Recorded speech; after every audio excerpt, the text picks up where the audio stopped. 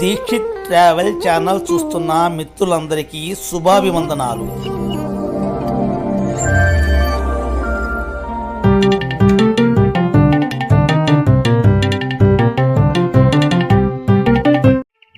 శ్రీరాముడు, కోదండరాముడు, జగదభిరాముడు ఇక్కడ వనవాస రాముడుగా, తీర్థరాముడుగా, నీలాచల కొండపై కొలువు తీరి ఉత్తరాంధ్ర భద్రాద్రిగా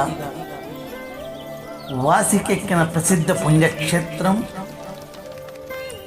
శ్రీ కోదండరామస్వామి వారి ఆలయం, రామతీర్థం, విజయనగరం జిల్లా, ఆంధ్రప్రదేశ్.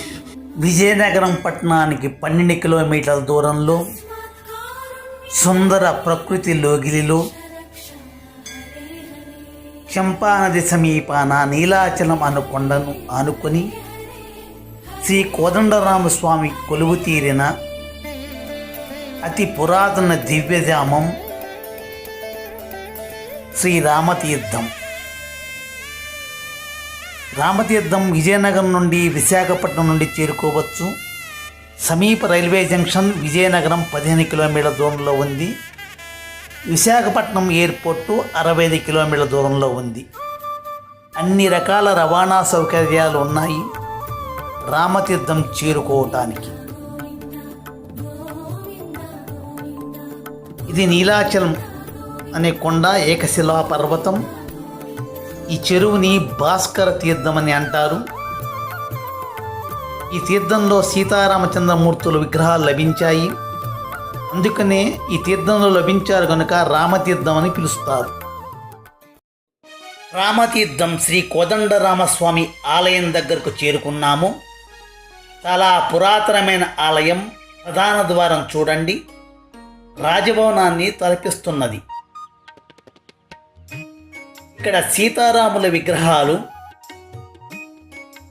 ద్వాపర యుగం నాటివని చరిత్ర.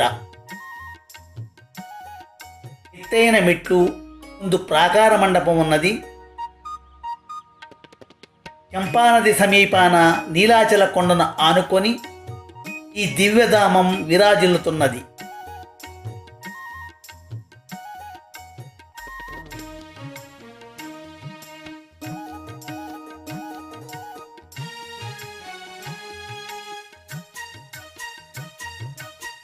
గాలిగోపురం దాటగానే ధ్వజస్తంభం దర్శనమిస్తుంది.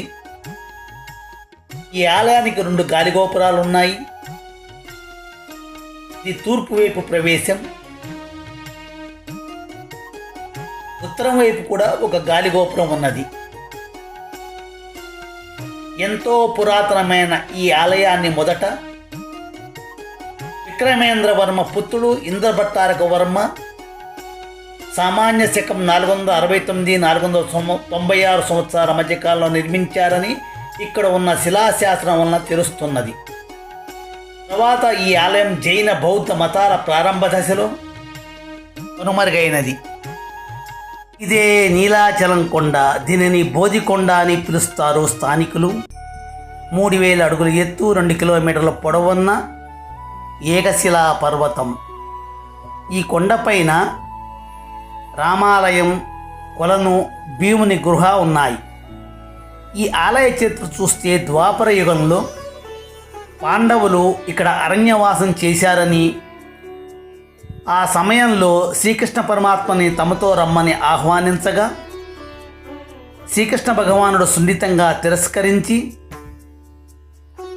తన పూర్వపు అవతారమైన సీతారామ లక్ష్మణ విగ్రహాలను వారికి ఇచ్చి తన ప్రతిరూపంగా ఆరాధించమని ఆజ్ఞాపించారు. కాలాన క్రమంలో ఆ విగ్రహాలు భూమి నందు నిక్షిప్తమైపోయాయి.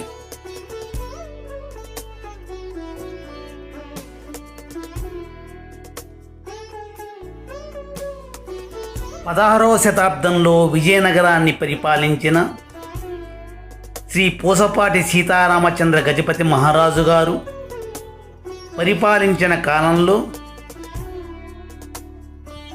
మహారాజు వారికి స్వప్నంలో స్వామివారి కనిపించి భాస్కర తీర్థం అను కొలంలో నేను ఉన్నానని, తనను వెలికి తీసి గుడి నిర్మాణం చేయమని ఆదేశించారు. భాస్కర తీర్థంలో వెతకగా సహజ వెండి కవచాలతో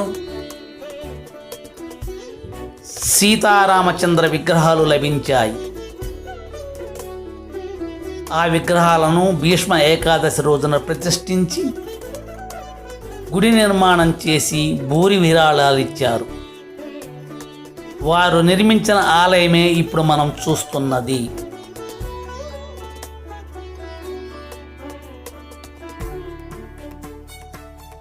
దేవాలయం లోపల వైపు కూడా చుట్టూరు ప్రాకార మండపం ఉన్నది.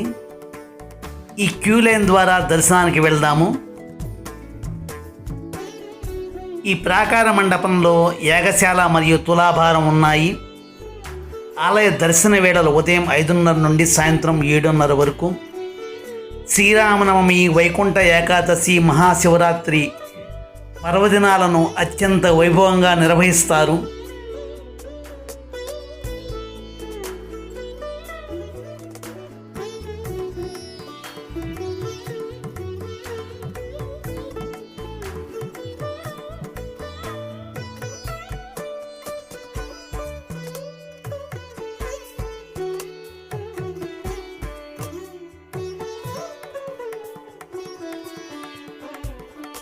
ఉత్తరం వైపు ఉన్న గాలిగోపురం,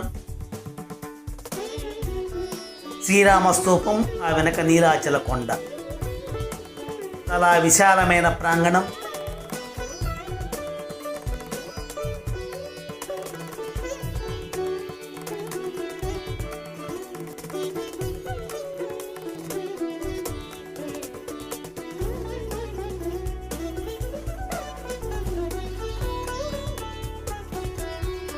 ఆలయం లోపల చూడండి, ఎంతో అద్భుతంగా ఉందో నిర్మాణం.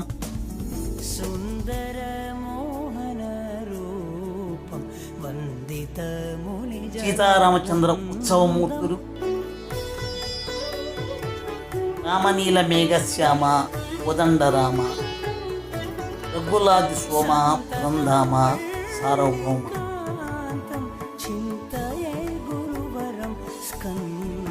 ఆ జగదపరాముని దివ్యమంగళ స్వరూపం దర్శనం అనంతరం వెలుపుల శ్రీ పద్మావతి అమ్మవారి ఆలయం.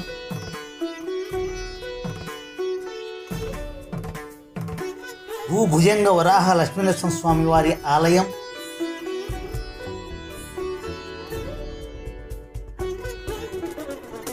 శ్రీ మాధవ స్వామి వారి ఆలయం, స్వామివారి కళ్యాణ మండపము ఉన్నాయి.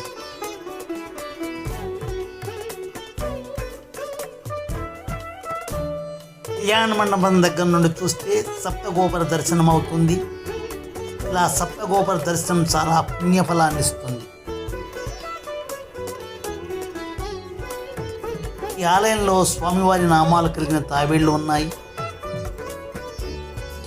తర్వాతి వీడియోలో మరి ఒక దేవాలయ విశేషాలతో మీ ముందుకు వస్తాను.